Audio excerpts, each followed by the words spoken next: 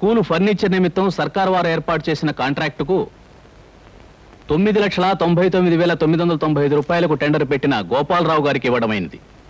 Don't talk mister Krishna. మన వ్యాపారానికి ఒక బంగారపు అవకాశమైన ఆ ఫర్నిచర్ టెండర్ ఆ గోపాలరావు ఏజెన్సీ చేజిక్కించుకుందంటే it's an insult and a defeat for us. నిజమే అంకుల్. మనం పెట్టిన కొటేషన్ కన్నా ఖచ్చితంగా 5 రూపాయలు తక్కువ కొటేషన్ ఇచ్చి ఆ గోపాలరావు ఈ టెండర్ ఎలా పట్టాడు నాకు అర్థం కావట్లేదు. అర్థం కావడానికి ఏముంది? మనం ఎంత అమౌంట్ కోట్ చేసి టెండర్ పెట్టామో అది గోపాలరావు తెలుసుకుని అందుకు 5 రూపాయల అమౌంట్ తక్కువ కోట్ చేసి టెండర్ కొట్టేశాడు. కానీ మనం ఎంతకు పెట్టామో అతనికి ఎలా తెలుసుంటుంది? చిన్న ఇంటి వాసాలు లెక్క పెట్టేవాళ్ళు, నమ్మిన మనుషులు వెన్నుపోటు పొడిచేవాళ్ళు ఆఫీస్లో ఉన్నప్పుడు తెలుసుకోవడానికి గోపాలరావుకి ఇది పెద్ద కష్టమైన పని ఏం కాదు. అంకుల్, ఏమిటి అలా మాట్లాడుతున్నారు? ఏమిటి మీ ఉద్దేశం? ఇంకా సూటిగా చెప్పంటావా? మన కొటేషన్ విషయం నువ్వే అతనికి తెలియజేసి ఉంటావు. అంకుల్, ఎస్, ఎంత డబ్బు టెండర్ పెట్టామో నీకు నాకు తప్ప మరొకరు ఎవరికి తెలియదు. ప్రొపరేటర్ నేను కనుక అవతల పార్టీకి ఎలాగూ చెప్పను. ఇకపోతే మిగిలింది నువ్వు. నీ వల్ల అతనికి తెలిసి ఉండాలి. అంకుల్, ఈ కంపెనీ నాదే. ఇది బాగుండాలని వీధి వీధి తిరిగి ఈ కంపెనీ ఇంత అవడానికి కారకుండైన వాడిని నేను ఈ కంపెనీకి అన్యాయం చేశానంటారా? నమ్మకాన్ని విశ్వాసాన్ని కూడా డబ్బు కమ్ముకునే రోజులవి. ఆ గోపాలరావు నీకు లక్షలు ఇస్తానో లేకపోతే తన కంపెనీలో వాటా ఇస్తానో ఆశ పెట్టుంటాడు. దాంతో నువ్వు నన్నే మోసం చేయడానికి సిద్ధపడ్డా.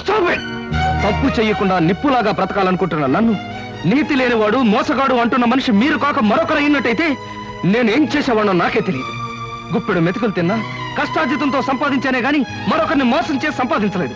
అలాంటి నన్ను అనుమానించి అవమానిస్తున్న మీ దగ్గర ఇంకా నేను పనిచేస్తే నాకు సిగ్గు, లజ్జ, నీతి, నిజాయితీ లేనట్టే లెక్క.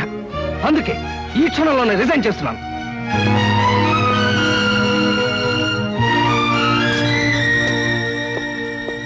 ఎంత వయసు వచ్చినా మంచేదో మోసమేదో తెలుసుకోలేని మిమ్మల్ని చూస్తే జాలిస్తుంది. I feel sorry for you.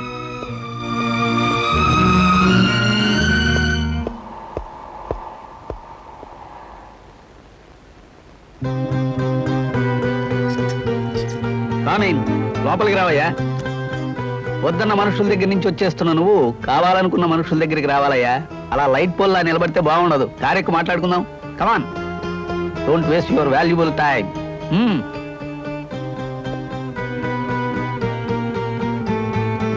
Driver, కార్బోని. గోపాలరావు, మా కొటేషన్ ఎంత అనేది మీకు ఎలా తెలిసింది? అది బిజినెస్ సీక్రెట్ అయ్యా. బుద్ధున్న బిజినెస్ మ్యాగ్నెట్ ఎవడు బయటికి చెప్పడు. చెప్పొద్దులండి. నన్ను ఎందుకు తీసుకెళ్తున్నారు అదేనా చెప్తారా?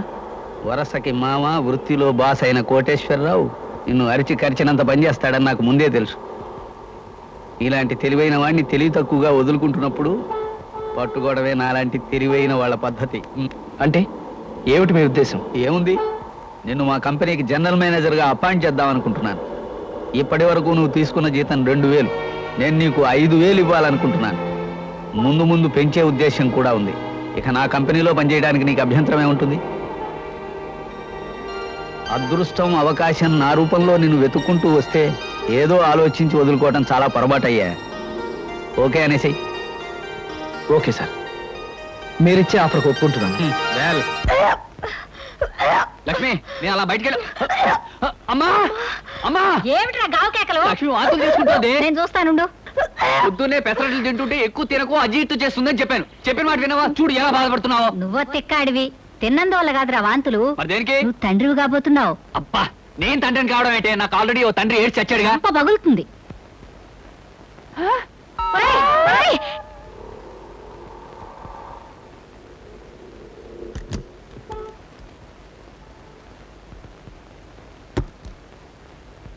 శంకరం, నాన్న, మీకెన్నిసార్లు చెప్పాను నా కోసం ఇవన్నీ తేవద్దని? నీకోసం ఎవరు తెచ్చారమ్మా? లక్ష్మి నిలదప్పిందని తెలిసి కానుగ్గా ఇచ్చేద్దామని వచ్చాను. అయినా నీకోసం తేవడానికి ఏం సందర్భం ఇటు చచ్చింది గనక. ఆహా, రండి బావగారు, రండి, కూర్చోండి. సీత, నాన్నగారు వచ్చారు, కాఫీ తీసుకురామ్మా. ఏడు బావగారు, శుభవార్త మీ దాకా వచ్చేసిందన్నమాట. అవునయ్యా శంకరం, నీకు శుభాకాంక్షలు చెబుదామని వచ్చాను. ఉత్త శుభాకాంక్ష అయితే లాభం లేదు బావగారు. నాకు పుట్టబోయే మనవడు నాకంటే గొప్ప సంగీత విద్వాంసుడు కావాలని కళ్యాణ్ నగర్లో తమరు ఘనంగా నన్ను ఆశీర్వదించాలి. అలాగేనయ్యా శంకరం, తీసుకోండి. ఏమైనా నువ్వు అదృష్టవంతుడు అయ్యా. కన్న కొడుకి 1 ఏడాది క్రితం పెళ్లి చేసావు, తాతో కాబోతున్నావు. మరి నేను ఉన్నాను. కూతురికి 1 ఏడాదిన్నర క్రితం పెళ్లి చేసినా నా చేతి మీదుగా ఇంతవరకు ఏ అచ్చటా ముచ్చటా జరిపించలేకపోయాను. దేనికైనా రాసి పెట్టుండాలయ్యా.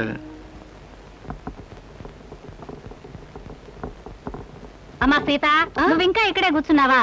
5ంటికే పేరెంట్ వాళ్ళు వచ్చేస్తారు. అందరిలోనూ లక్ష్మికి బొట్టు పెట్టి మొదటిసారి కొత్త చీర నువ్వే ఇవ్వాలి. అలాగే అత్తయ్య గారు. కాకపోతే పెద్దవారు మీ చేతి మీదుగా ఇస్తే పెద్దవాళ్ళం మేము చూసి ఆనందిస్తాం. పేరెంట్ జరుపుకోవాల్సిన చిన్నవాళ్ళు మీరు. నువ్వు వెళ్ళమ్మా, ఈ పని నేను చూస్తాను. వెళ్ళు.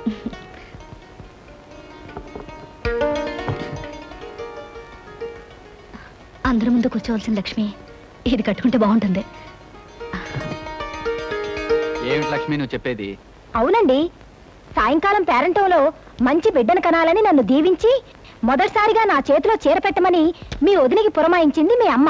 అయితే దానికి ఎందుకు ఊరికే తెగులు తెగిన కోళ్ళ వరి అయిపోతావు? అయినా మహాలక్ష్మి లాంటి మా ఉదయం చేత్తో తీసుకోవడం మంచిదేగా. దాంట్లో తప్పేంటో నాకు అర్థం అవట్లేదు. మీదంతా ఒట్టి మట్టిపురండి. మనకన్నా ముందు పెళ్ళైనా ఇంతవరకు పిల్లా పాపాలని గొడ్రాలావిడ. అలాంటి గొడ్రాల చేత పిల్లా పాప కోసం దీవెనలు అందుకోవడం అశుభం అండి. ఓహో అలాగా. సర్లే, అమ్మతో చెప్పి వదినికి వేరే పనులు పురమాయించమంటాను. నువ్వేం కంగారు పడుకో. మళ్ళీ రేపు వచ్చి పాఠం చెప్తానమ్మా. మంచిదండి.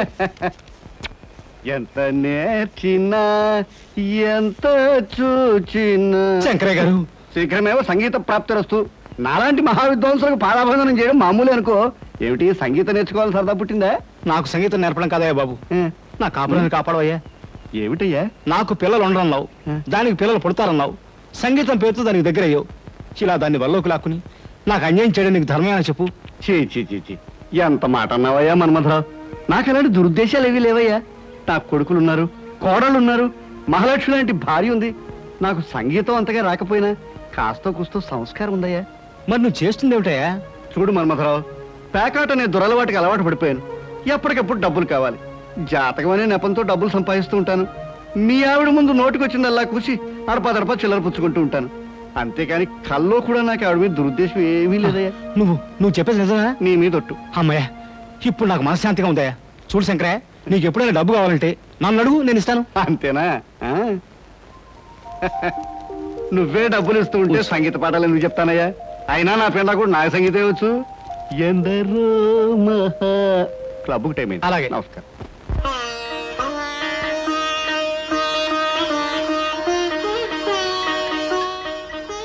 భగవంతుడా, ఈవేళ నా పుట్టినరోజు. ఇన్నేళ్ళు నా పుట్టినరోజు ఒక పండుగలా జరిగేది. కానీ ఈ పుట్టినరోజు నేనెందుకు పుట్టానో అనిపిస్తుంది. ఇక ముందు నా పుట్టినరోజులు ఎలా జరుగుతాయో ఏమిటో. అంతా నీదయ్యా. రండి బాబు గారు, రండి. మీ అమ్మాయి పుట్టినరోజున అసాన్ భాగంగా వచ్చారు. కూర్చోండి. సీత, సీత. ఏమిటి మావయ్య గారు? మీ నాన్నగారు వచ్చారమ్మా. నువ్వు మాట్లాడుతూ ఉండు. మీ అత్తయ్యతో చెప్పి కాఫీ పలహారాలు పంపిస్తాను. వెళ్ళమ్మా. ఈ ఇంట్లో పుట్టినరోజుకి పెద్ద ప్రత్యేకతలు ఉండవు నాన్న. మీరెందుకు ఇక్కడికి వచ్చారు? ఎవరి పుట్టినరోజుకి ఏ ప్రత్యేకత లేకపోయినా నా బిడ్డ పుట్టినరోజు నాకు ప్రత్యేకమైన రోజమ్మా. ప్రతి సంవత్సరం నీ పుట్టినరోజుకి ఏదో కానుకిచ్చేవాడిని. అలాగే ఈ సంవత్సరం కూడా నీకు ఇష్టమైన డైమండ్ నెక్లెస్ తీసుకొచ్చాను. బాగుంది నాన్న. దీని ఖరీదంతా? ఖరీదే ఉందమ్మా. అయినా కానుక తీసుకునేటప్పుడు ఖరీదు అడగటం ఏంటమ్మా? ఈ ఇంటి కోడలికి ఇంత ఖరీదైన నగలు పెట్టుకునే అర్హత లేదు నాన్న. తీసుకోండి. అమ్మా సీత, ఈ సీత కోటీశ్వరుడి కూతురు సీత కాదు నాన్న. ఒక కంపెనీలో ఉద్యోగస్తుడి భార్య. ఇంత విలువైన నగలు మీరు కానుక ఇచ్చినా కూడా నేను తీసుకోను. ప్లీజ్ తీసుకెళ్ళిపోండి. అది కాదమ్మా నేను చెప్పేది. మీరు ఇంకేం చెప్పక్కర్లేదు. నేను తీసుకోను. Please take it away. All right baby.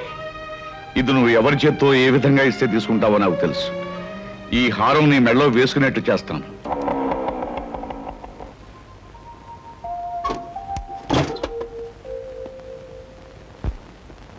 Sita, ఈరోజు నీ పుట్టినరోజుని నా బోనస్ డబ్బు, కమిషన్ డబ్బు, దాచుకున్న డబ్బు అన్నీ కలిపి నీకు అద్భుతమైన బహుమతి తీసుకొచ్చాను. ఏమిటది? నీకిష్టమైన రవల్ నెక్లెస్.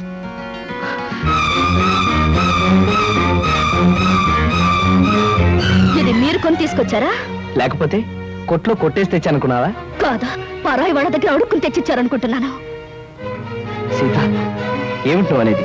ఏమండి, మీ కష్టార్జితమైన సొమ్ముతో ఒక 100 రూపాయలు పెట్టి చీర తెచ్చిన ఆనందించేదాన్ని, లేక పావులా పెట్టి పువ్వులు తెచ్చిచ్చినా నేను సంతోషించేదాన్ని. అంతేగాని సిగ్గొదిలి ఎవరో కొన్న నగలు తీసుకొచ్చి అలవాటు ప్రకారం అబద్ధం చెప్పి నాకిద్దాం అనుకుని మిమ్మల్ని చూస్తుంటే ఒళ్ళు మండిపోతుంది. ఆ హారాన్ని చూస్తుంటే నాకు అసహ్యం వేస్తుంది. సీత, నువ్వు చాలా పొరపాటు పడుతున్నావు. భగవంతుడు సాక్షిగా ఈ హారాన్ని నేను కొని... ఆపండి. మీ అబద్ధాలకు ఆ దేవుణ్ణి సాక్ష్యంగా పెట్టడానికి సిగ్గేయడం లేదు. ప్రేమ అబద్ధం, పెళ్ళి అబద్ధం, కానుక అబద్ధం, ప్రతి దానికి అబద్ధం. మీరు మారాలనుకుని నేను మారటం నా బుద్ధి తక్కువ. చిచి, బుద్ధి తక్కువ తనం నీది కాదు, నాది. నిజమైన ప్రేమని, నిజాయితీ అయిన మనసుని అర్థం చేసుకోలేని నిన్ను నెత్తిన పెట్టి చూసుకోవటం నాది బుద్ధి తక్కువ.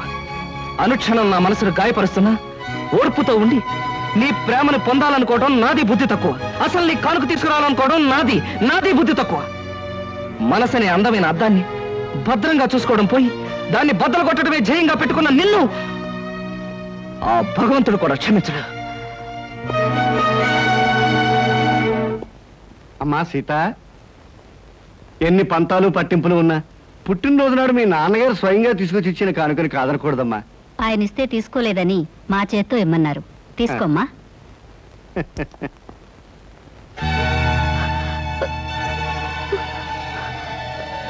అంటే ఆయన నిజంగా నా కోసం తెస్తే అపార్థం చేసుకున్నాను.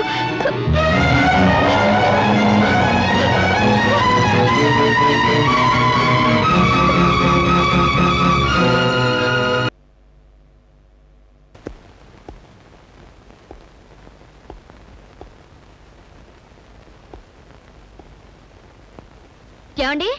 ఎవరు? ఏమ్మా? ఒకసారి ఫోన్ చేసుకోవాలి. దాన్నే ఉందమ్మా, చేసుకో.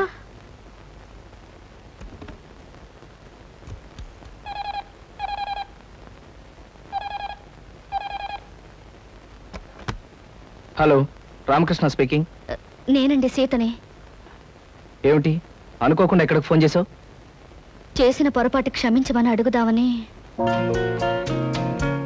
సీత, ఏమండి, ఎంతో ప్రేమతో మీరు తీసుకొచ్చిన నెక్లెస్ ని మా నాన్నగారు మీ చేత్తో ఇప్పించారని అపార్థం చేసుకుని వద్దన్నాను. తర్వాత నిజం తెలుసుకున్నాను. మీలాంటి మంచి మనిషిని ఎంతకాలం బాధ పెట్టినందుకు నన్ను క్షమించండి. అవే మాటలు సీత. ఆలుమగల మధ్య ఉండాల్సింది మన్నింపులు క్షమాపణలు కాదు, ప్రేమ, అనురాగం. ఈరోజు సాయంకాలం మీకు నచ్చిన చీర కట్టుకుని మీకోసం ఎదురు చూస్తుంటాను. తొందరగా రావాలి. తప్పకుండా వస్తాను సీత. ఈ రోజు మన జీవితంలో మరుపురాని రోజుగా మారాలి. అయితే 6 గంటలకు రావాలి. ఎంత పనున్నా, ఎలాంటి పరిస్థితి వచ్చినా మీరు వచ్చే తీరాలి. లేకపోతే నా మీద ఒట్టు. తప్పకుండా వస్తానుగా.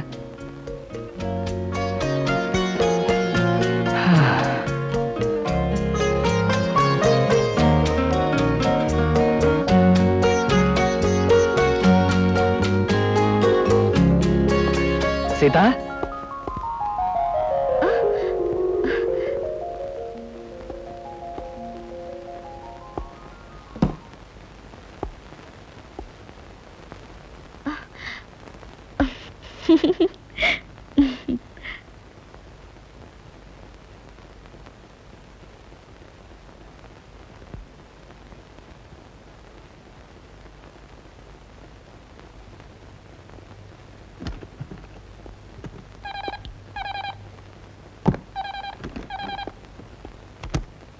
Hello, Ramakrishna here. ఏమిటి సింహాచలం నువ్వు చెప్పేది? డాక్టర్ ఫోన్ చేసావా? నేను వెంటనే బయలుదేరి వస్తున్నాను. నువ్వు మాత్రం ఆయన దగ్గరే ఉండు.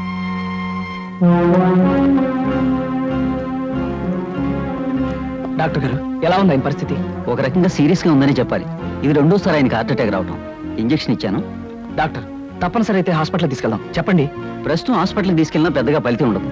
2 గంటలకు టాబ్లెట్ చొప్పున వాడాలి. తెలిసిన వాళ్ళు ఎవరైనా దగ్గరుండి ఈ రాత్రి అంతా జాగ్రత్తగా చూసుకోవడం చాలా అవసరం. ఈ రాత్రి గడిస్తే గండం గట్టెక్కినట్టే. సరే డాక్టర్. రండి డాక్టర్.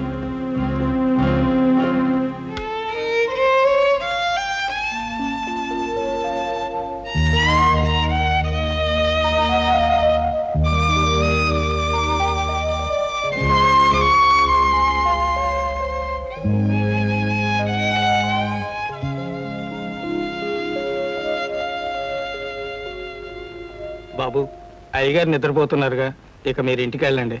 లేదు సింహాచలం, ఈ రాత్రికి నేను ఇక్కడే ఉంటాను. కావలసిన మనుషులకు కష్టం వచ్చినప్పుడు మనం కాకపోతే మరెవరు చూసుకుంటారు?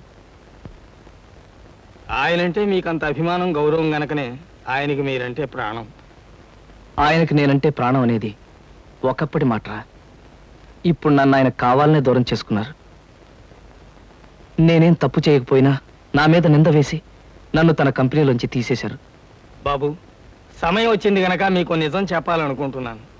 ఏమిట్రా అది? మీ మంచి కోరి మీరు బాగుండాలని ఆయన తన కంపెనీలోంచి మిమ్మల్ని తీసేశారు బాబు. సింహాచలం, అవును బాబు. మీరు మీ కుటుంబం ఆనందంగా ఉండాలంటే మీకు ఎక్కువ డబ్బు అవసరమని ఆయనకి తెలుసు. ఊరికే ఇస్తే మీరు తీసుకోరని తెలుసు. జీతం పెంచి ఇద్దామంటే మీరు ఒప్పుకోరని తెలుసు.